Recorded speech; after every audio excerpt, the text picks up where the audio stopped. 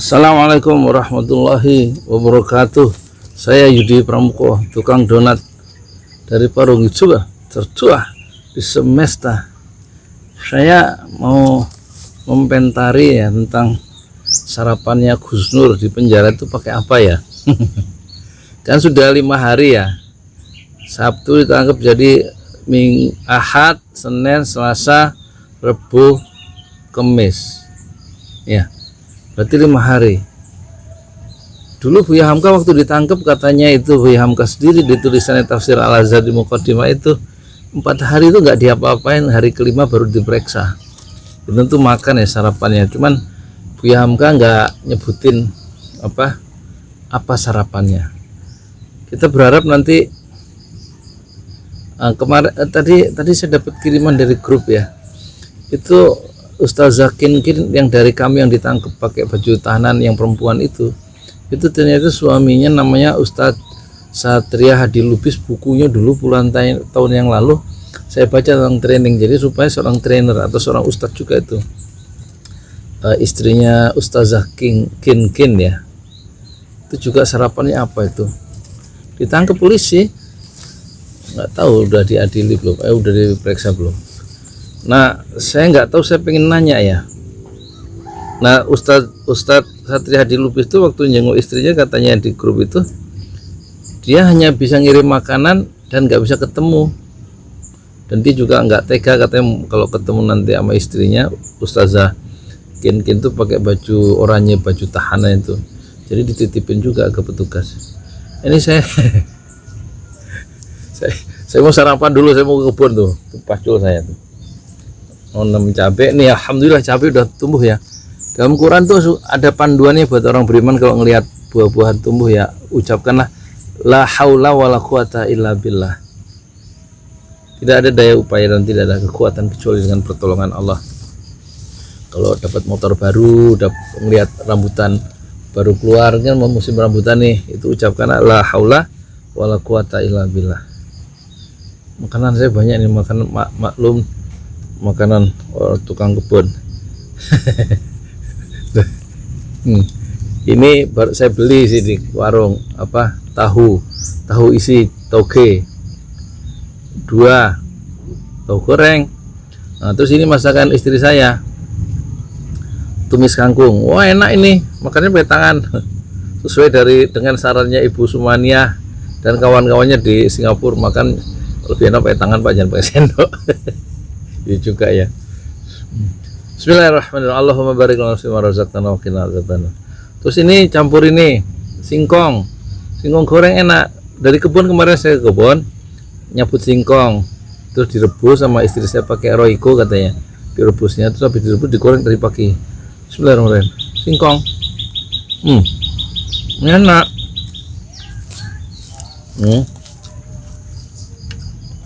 Terus saya campur ini sarapan saya. 1, 2, 3 kurma. Campur tumis apa nih? Tumis kangkung. Bismillahirrahmanirrahim.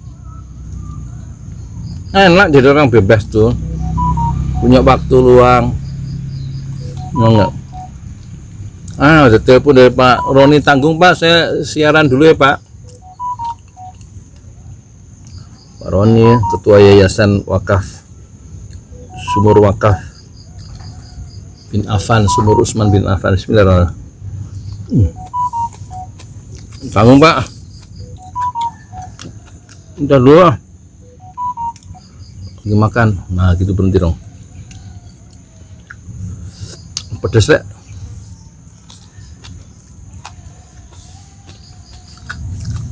Jadi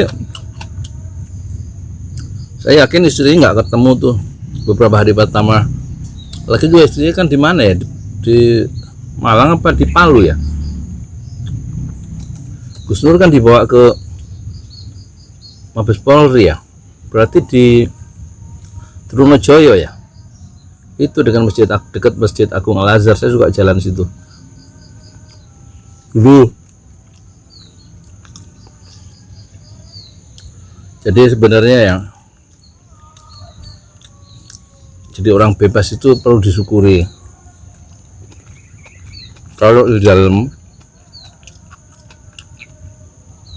seperti Gus Nur tuh, itu kan nggak boleh sholat di masjid.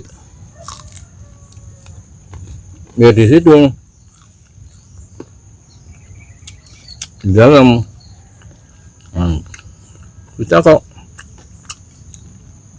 yang di luar ini punya waktu bebas kok suka kita buang-buang waktu ya. Jangan dibuang-buang waktu itu, waktu berharga. Kalau Gus Dur mau sholat kayaknya kan nggak bisa pakai celana panjang ya, harus celana yang sedengkul ya. Saya tanya ke polisi, pernah nanya, kenapa orang di dalam sel itu kok celananya nggak boleh celana panjang, nggak boleh bawa sarung? Karena bisa jadi alasannya karena bisa jadi orang yang nggak tahan kebebasannya di renggut gitu, terus dia bunuh diri dengan celana yang panjang itu, gantung diri atau pakai sarung. Itu sebabnya kayaknya standar ya di kepolisian ya, kalau masuk penjara itu yang milenial kayak yang kena narkoba kayak. Dan saya pernah lihat sendiri beberapa anak milenial di sel di mana itu, di Polsek Bojonggede Depok.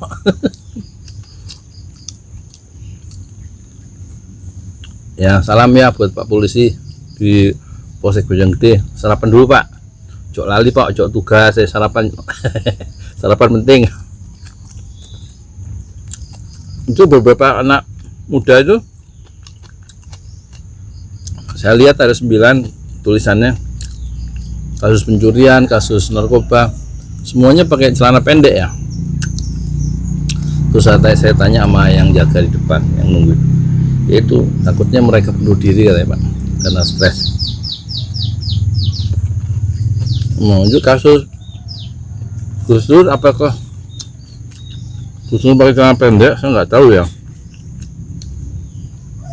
tapi saya kemarin lihat videonya, dia masuk sel itu, masuk kerangkeng besi itu, dia pakai baju tahanan. Kenapa sih pakai baju tahanan warna orange? Bukan baju tahanan warna orange itu untuk ini, untuk konsumsi pers. Ini loh tahanan, orang yang baru saya tangkap. Enak deh. Wah kurang banyak saya ngambilnya, sayurnya tumisnya enak. Ini nggak capek ya, saya potong ya. Nggak jelas ini mak sarapan ya, pakai kurma ya, pakai cabai tuh ya kan temennya ini. Bismillahirrahmanirrahim.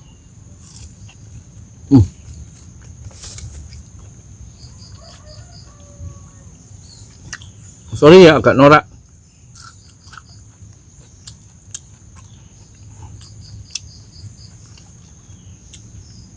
Pedes rek.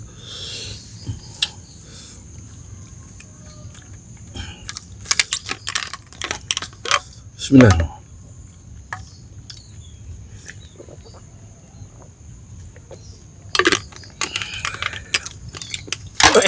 Tumpah. Belum habis sudah tumpah. Belum kerja udah makan. Belum nyangkul udah makan. Repot bener nih, nggak ada meja. Ya apa sih? Jadi kalau bikin konten YouTube tuh yang kreatif sedikit ya. Kayak saya ini kan kreatif. Nanti yang nonton bisa banyak nih. Saya nggak tahu pengen dengerin saya ngomong Gus Nur apa pengen ngikutin cara makan saya.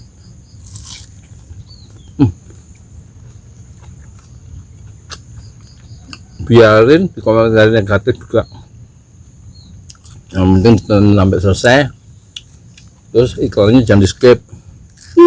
Udah di skip ya, jangan di skip.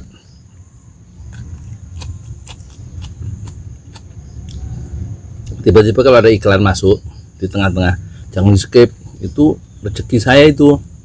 Kalau banyak auratnya yang aneh-aneh, merem aja, tapi iklannya jangan dibentiin ya.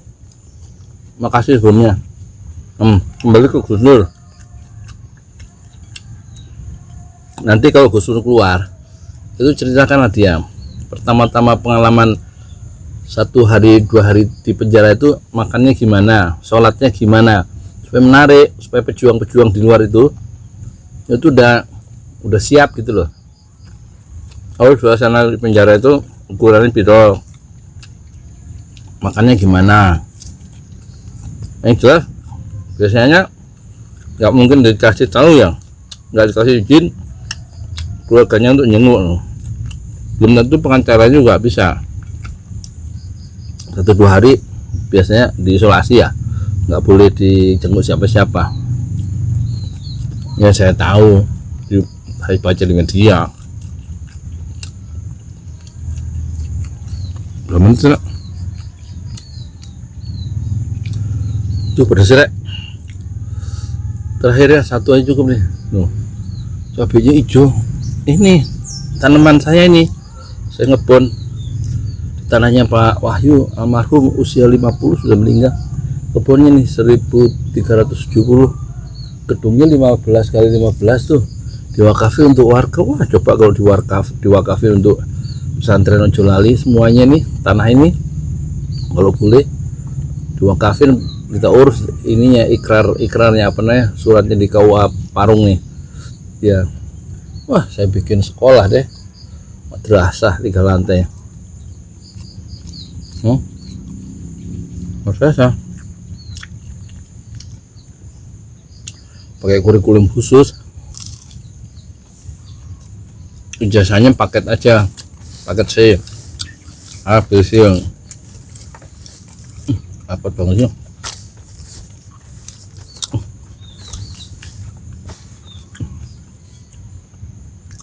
Punya kurikulum sendiri yang canggih, hafal Quran berapa puluh hadis gitu. Terus belajar coding, tapi nggak tahu. Oh iya, kalau mau itu ya, mau wakaf kan pesantren Jolali, saya mau bebasin tanah 600 kali 750.000 meter tuh, 3 menit dari sini. Silakan kalau mau wakaf. Saya mau bikin masjid di situ sama pesantren tahfiz. Wakaf semeter 750.000, silakan yang sudah. Terima kasih ya. Termasuk yang beli kaos ini. Kemarin ada Rantin Yuwono dari Semarang beli kaos ini. Jadi 200.000 ini kaos gambarnya Agus Salim dengan quote-nya, kata Agus Salim, di negeri sendiri jangan kita yang menumpang. 200.000 termasuk sudah termasuk 75.000 untuk bikin masjid tuh. Setiap pembelian kaos 200.000 ini ya, ditransfer aja di 1012656781 BRI Syariah. Kenyang rek.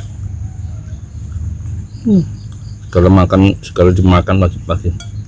Ya kalau orang tamak itu ya, orang rakus itu segala diambil. Ada tahu 2, nasi, tumis, kangkung, terus kurma 3, singkong.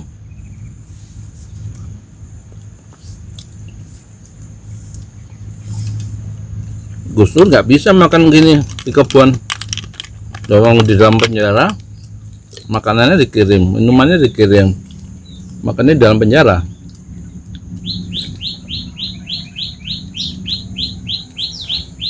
Mana anak-anak yatimnya itu ya, ada yang ngurus nggak? Itu program bedah masjidnya yang udah ratusan tuh gimana ya? Program bedah rumahnya gimana Gus Durnya? Mungkin timnya bisa nerusin ya. Tapi kan keputusan-keputusan strategis harusnya udah dilimpahkan ke generasi kedua ya, ke lapisan kedua maksud saya, timnya. Seperti saya kemarin, alhamdulillah saya merintis 12 sumur, donaturnya dari donatur seluruh dunia, terima kasih ya, jazakumullah khairan katsiran untuk seluruh donatur sumur Utsman bin Affan ya. Udah 12. Di sini ada 7 di kampung ini, di Kecamatan Parung, Garut 1, Sukabumi 1, Bekasi 2. Bekasi itu di pesantren Anuriah sama Ibnu Katsir ya. Terus di Sukabumi pesantren Sabilus Sunnah itu punyanya Ustadz Idris ya, pesantren tahfiz juga. Terus di mana lagi itu ya, Lampung sudah ya, 12 ya, sudah diresmikan kemarin 24 Oktober waktu Gus Dur ditangkap malamnya jam 8 sampai jam 9 kita resmikan. Di sini ada 40 atau 30 orang yang hadir ya, dan sudah terbentuk yayasannya. Jadi tanpa saya insya Allah yayasan itu tetap berjalan, karena diisi sama orang-orang yang semangat ya untuk mengembangkan 1 juta sumur Utsman bin Affan ya, lewat yayasan namanya Yayasan Wakaf Sumur Utsman bin Affan, disingkat Yayasan Wakaf Surban. Sudah 12 kita mau bikin 1 juta selama 100 tahun insya Allah, doain ya.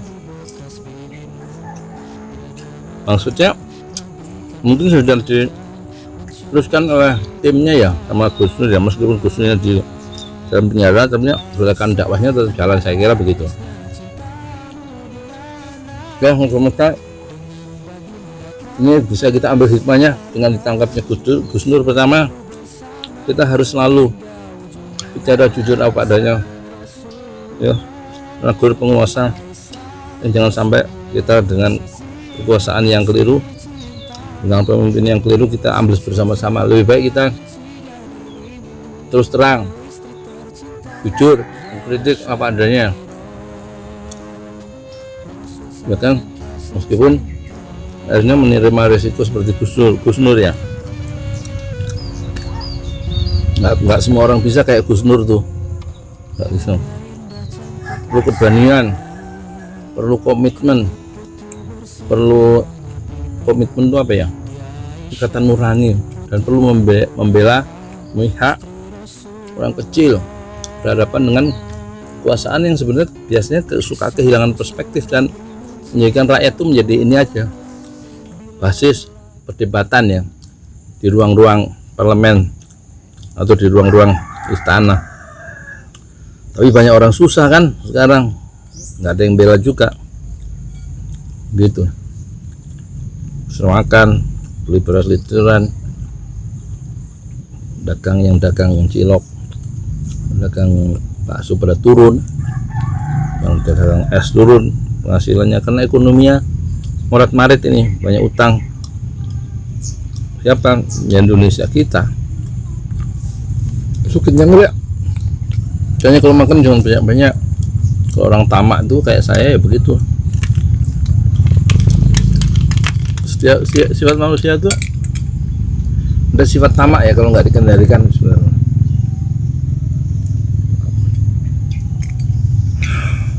Politisi itu, penguasa juga begitu. Kalau nggak, selama berkuasa, selama menjadi pejabat, mumpung ya nggak, mengembangkan perusahaan, menguasai ini, menguasai itu, dapat komisi ini, komisi itu dengan kekuasaannya, dengan wewenangnya itu loh, dengan tanda tangannya itu loh. Itu kan yang dikritisi oleh kaum intelektual, termasuk oleh Gus Nur kan, dan dia menerima. Jadi Gus Nur masuk penjara itu kalau menurut saya bukan sesederhana laporan dari orang-orang Banser ya, enggak. Ada yang lebih substansial, yaitu dia mengkritik penguasa secara terus terang ya, dengan cara merdeka dan sering dengan bahasa yang kasar ya. Ya daripada bahasanya sopan tapi orang itu menyembunyikan kebenaran atau menjadi penyokong sebuah kezaliman, mendingan kayak Gus Nur itu terus terang aja. Karena dengan terus terang itu kita bisa menyampaikan realitas dengan keberanian, dan keterus terangan itu menyampaikan keadaan yang sesungguhnya gitu loh, yang ditutup-tutupi, di framing oleh media, oleh orang itu sendiri diseleksi. Nah, salah satu kelebihan Gus Nur ini, korma ini Itu dia ngomong apa adanya, belak-belakan ya, nggak pakai sopan santun lah. Jadi dia itu diseret ke penjara atau ke pengadilan tuh bukan kasus penghinaan menurut saya, karena video sebelum menghina NU tuh ya begitu pedas-pedas ya. Kalau cabai ini sih nggak pedas sih, nggak terlalu. Tapi ada saya nanam cabai galak, kita ubah dari istilahnya jangan cabai setan tapi cabai galak. Pedas ini nggak terlalu pedas, bagi saya makan kurma ya. Mudah gitu aja. Kemudian kita bisa ngambil hikmah dari setiap kejadian ya, dan setiap musibah itu selalu berguna kok untuk manusia itu. Nggak ada pengalaman yang tidak berguna, betapapun buruknya pengalaman itu ya. Apalagi di Quran Allah berfirman, A'udzubillahi minasyaitonirrajim, Bismillahirrahmanirrahim, ma asaba min musibatin illa biiznillah. Tidak ada musibah, hal-hal yang nggak mengenakan yang menimpa manusia kecuali dengan izin Allah. Jadi dengan izin Allah semua kejadian di semesta ini ya. Kalau yang baik itu semua dari Allah, yang buruk itu karena kelakuan kita sendiri. Tapi prinsipnya semua dengan izin Allah. Allah tahu apa yang terjadi di semesta ini. Dan teruslah ini ya, berkarya, berdakwah, meskipun kecil. Yakinlah Allah itu maha tahu apa yang kita kerjakan. Allah pasti maha tahu apa yang kita kerjakan, meskipun yang kita kerjakan itu tidak meninggalkan bekas di hadapan sejarah atau di hadapan manusia. Saya Yudi Pramuko, tukang donat dari Parung Jura, tertua di semesta. Fasbir sabran jamilah, bersabarlah dengan kesabaran yang indah. Ya Rob, Engkaulah pelindung kami di dunia, dan Engkaulah ya Rob pelindung kami di akhirat yang tidak bertepi. Assalamualaikum warahmatullahi wabarakatuh.